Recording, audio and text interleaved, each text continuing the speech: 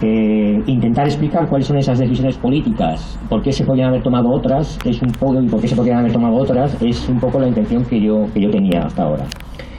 Y lo que vamos a hacer es lo siguiente. Hay un mantra prácticamente oficial que se repite constantemente, que es el siguiente: ha habido un exceso de gasto, ¿vale?, de gasto público, y ese exceso de gasto público lo que ha originado es una serie de déficits que poco a poco han ido acumulándose. Esos déficits acumulados finalmente lo que nos han llevado es una situación de deuda pública muy elevada y totalmente insostenible. Y como consecuencia de estos déficits acumulados y de esta deuda abultada, la única opción es realizar recortes presupuestarios, tanto en el Estado central como en las comunidades autónomas y en los ayuntamientos.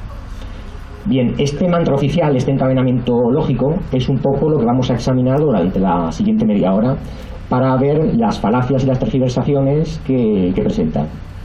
Entonces eso va a ser un poquito la exposición que yo voy a hacer en la siguiente media hora. Lo que sí os tengo que advertir es que voy a tener que dar bastantes datos y cifras. Una de las peores cosas en las que podemos caer es en que se nos acuse de demagogia y de populismo cuando hablamos de los recortes. Entonces lo mejor es acudir precisamente a los datos para ir mostrando cómo efectivamente las cosas son como las contamos y no como muchas veces aparecen en los medios de comunicación o en las fuentes de información oficiales. ¿De acuerdo? Entonces, disculpadme por la cantidad de datos que tenga que dar, intentaré que sean digeribles, pero no voy a poder evitar tener que darlos con alguna frecuencia. Esto lo normal es que en otras condiciones haber puesto incluso transparencias o alguna cosa por el estilo para que se vean con más facilidad, pero bueno, yo me limitaré un poquito a contarlos y ya está. En el fondo, de lo que se trata no es tanto de fijarse en las cifras, sino de que de las cifras extraigamos una serie de conclusiones cualitativas y que eso sí que se nos quede, que es realmente muy importante. Bien, vamos a empezar examinando uno de los eslabones de esa cadena lógica que os antes decía, que es lo que va del déficit a la deuda, para ver si efectivamente el déficit que tenemos es excesivo y si efectivamente esa acumulación de déficit nos está llevando a una deuda realmente insoportable. Luego pasaremos a otro de los eslabones. Bien, la situación del déficit. Lo primero que hay que contar es que España es un país de vocación deficitario, presupuestariamente hablando. Es decir, España siempre ha tenido déficit presupuestario de forma tradicional, pero no me refiero a los últimos años, sino a toda la historia de España. ¿Vale? España es probablemente uno de los países en que más situaciones de default, es decir, de default, que lo que quiere decir es de quiebras de su Estado, ha tenido a lo largo de la historia. En la época de los Austrias quebró un montón de veces porque no tenía presupuesto o no tenía dinero, ¿vale? Y en el siglo XIX quebró 6 o 7 veces, es decir, en España el déficit presupuestario es algo tradicional. Como luego veremos, eso es lo que ocurre absolutamente en casi todos los países del mundo a lo largo de la historia, es decir, que no es algo extraño, ¿vale? La única situación en la que España ha logrado tener ciertos equilibrios e incluso superávit fiscales ha sido durante los años 2005, 2006 y 2007. En concreto, en el 2007, que es el último año donde hubo superávit fiscal, España llegó a tener un más 1,9 del PIB de superávit fiscal. Eso es aproximadamente unos 20.000 millones de euros más o menos. Desde ese 2007, con un más 1,9% del PIB de superávit, empezó la crisis y 2 años después, en el 2009, ese más 1,9 se había convertido en un menos 11,2. ¿Vale? Es decir, un déficit de más de 100.000 millones de euros. A partir de ese momento, ese pico del 11,2, del menos 11,2, ha sido el tope máximo al que hemos llegado de déficit, y a partir de ahí han empezado las campañas de reducción constante de ese déficit hasta llegar, bueno, a todas las intenciones del Partido Popular de bajarlo a unas cifras determinadas. Bien, lo que os quería contar es que hemos visto que España normalmente siempre ha tenido una serie de déficit estructural habitual de forma histórica, pero es que eso además es lo normal absolutamente en todos los países. Yo muchas veces lo que suelo decir es que el tema del equilibrio presupuestario realmente es una especie de ficción histórica. Es una leyenda urbana prácticamente que realmente no ha sido alcanzado prácticamente nunca en casi ningún sitio. Y yo siempre cuento varios casos. Por ejemplo, Estados Unidos durante los últimos 190 años, ¿vale? 190 años de los últimos 220 ha tenido déficit presupuestario. Es decir, que prácticamente se ha salvado en 30 años de su historia de déficit presupuestario y poco más. Francia, desde el año 85, ha tenido déficit presupuestario siempre, excepto Es más, todavía no ha alcanzado ni siquiera el equilibrio presupuestario, ¿vale? Alemania, desde el año 69, con la reunificación de las dos Alemanias, no ha tenido equilibrio presupuestario nunca hasta el año pasado.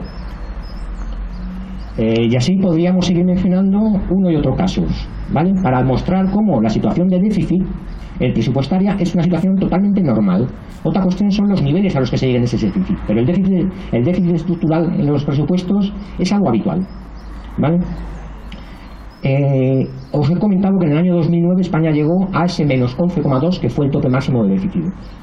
¿Cuáles fueron más o menos las cantidades de déficit a las que se llegaron a otros países más o menos europeos, para que veamos un poco comparativamente si es que esa cifra de déficit es una barbaridad? Bueno, pues hombre, con respecto a algunos países sí. Obviamente Alemania tenía en el 2009 un menos 3,3. Obviamente respecto al 11,2 hay una cierta diferencia. Ahora bien, Francia, por ejemplo, tenía un menos 7,5. Bueno, no es tanta diferencia con respecto al 11,2. La media de la Unión Europea era el 6,8. Es decir, es 5 puntos menos que lo que tenía España. Pero si nos vamos a países, por ejemplo, como Gran Bretaña tenía incluso más déficit estructural que España, tenía un 11,5, mientras que España era un 11,2. Si nos vamos a Estados Unidos, en aquel momento tenía el 10%. Es decir, que es una cifra muy similar a la española. Lo que quiere decir todo ello es que realmente hay muchos países, y países que no les va tan mal, que tienen un déficit estructural muy similar al español. Y eso no les ha obligado a emprender políticas de recortes tan brutales y consistentes como las que se están implementando desde hace ya un par de años. Eso es lo primero que quería comentar. Por tanto, el panorama del déficit sí es un déficit abultado, consecuencia obviamente de la crisis, puesto que antes no existía, pero que realmente se inserta en una situación de normalidad respecto a lo que son los déficits que suele haber, aunque un poquito más abultado de lo habitual. Luego veremos exactamente por qué.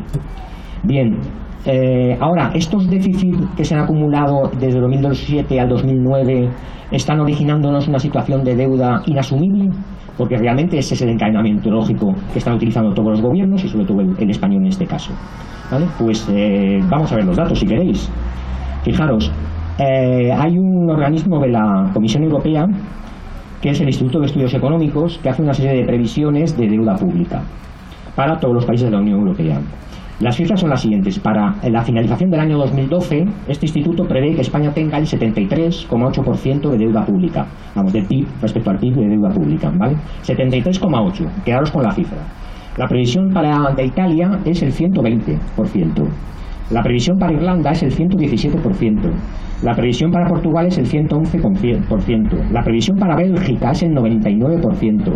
La previsión para Francia es el 89,2%. La previsión para Gran Bretaña es el 88,8%.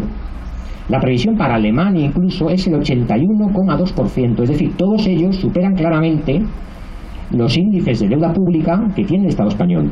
Otra cuestión es la deuda privada, que eso es aparte, y eso es realmente lo que sobre todo España tiene, mucha deuda privada, ¿vale? Deuda privada de las empresas financieras, de las empresas financieras, es decir, de los bancos y de las familias.